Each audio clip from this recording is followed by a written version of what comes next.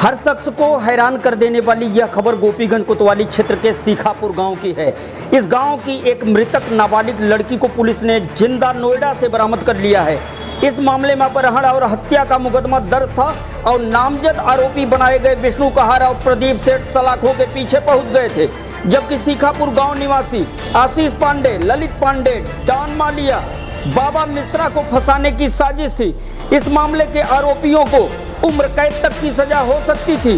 Police अधीक्षक doctor Anil Kumar के निर्देशन में बनी पुलिस टीम में शामिल प्रभारी निरीक्षक गोपीगंज सदानंद सिंह, उप निरीक्षक मोहम्मद साबान, उप निरीक्षक रमेश प्रताप सिंह, शेरा फूल हसन, मनीषा, रीमा यादव की टीम ने साजिश रचने वाले नाबालिग के पिता श्याम किशोर पांडे और माता गीता देवी निवासी सीखापुर थाना गोपीगंज को कब्जे में ले लिया है। अब सवाल यह उठता है कि आखिर उस थाना क्षेत्र के मोहनपुर के सिवान के पास कुएं से मिली वह अज्ञात लड़की कौन थी जिसका शव बरामद हुआ था। बहरहाल पुलिस की जांच अभी जारी है। लगभग एक साल पहले गोपीगंज थाने में एक 16-17 वर्ष की बच्ची की गुमशुदगी लिखी गई थी और जिसको बाद में एफआईआर में तरमीम किया गया था परिजनों की तहरीर के आधार पर। उसके बाद एक 7-8 दिन बाद एक लगभग उसी उम्र की डेड बॉडी एक कुएं में एक बच्ची की भदोही जनपद में ही बरामद हुई थी। जो गुमशुदा बच्ची थी उसके परिजन, माता पिता और अन्य परिजनों ने उसकी पहचान अपनी बेटी के रूप में की थी और उसके आधार पर उन्होंने नामजद तहरीर देते हुए मुकदमा पंजीकृत हत्या का और अपहरण का 2 लोगों पे दर्ज कराया था।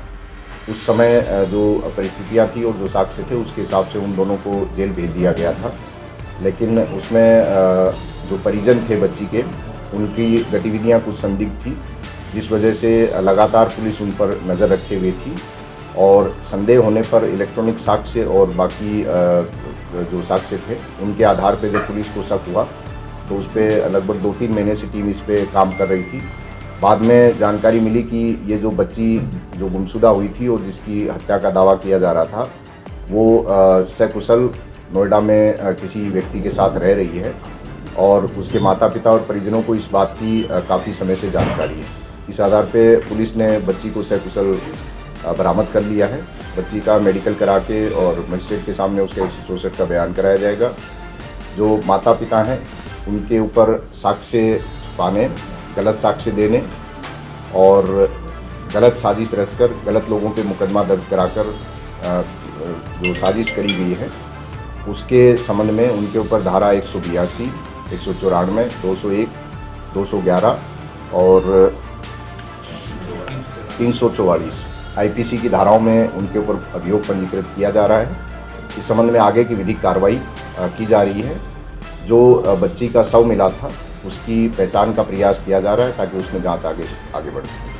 अभी तक की पूछताछ में बच्ची ने जो बताया है कि वो माता पिता की प्रताड़ना से तंग थी और इसलिए उसने वो घर से बिना किसी को बताए और बिना किसी की मदद के अकेले चली गई थी। उसका कहना था कि माँ जो है उसको टोका टाकी करती है और प्रताड़ित करती है, बात बात पे मारना, पीटना, रोकना, टोकना, इस तरह की शिकायतें उसकी थी।